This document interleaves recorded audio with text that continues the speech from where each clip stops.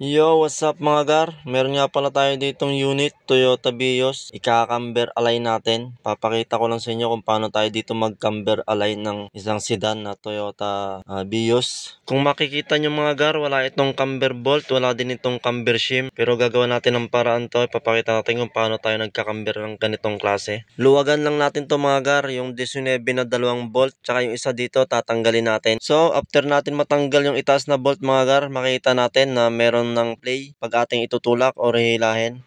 Pero depende pa rin kasi yan mga gar kung ang ating kailangan ay positive camber or negative camber.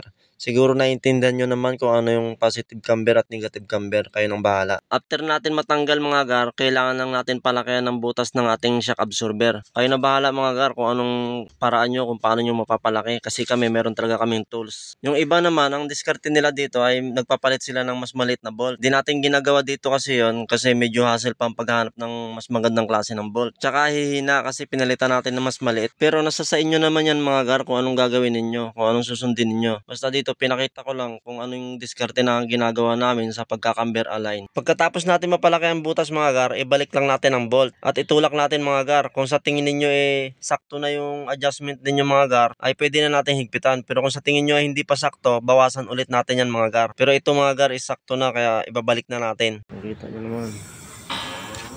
Kita natin ang cambers.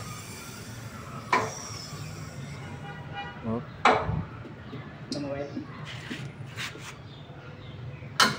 Tumawid naman.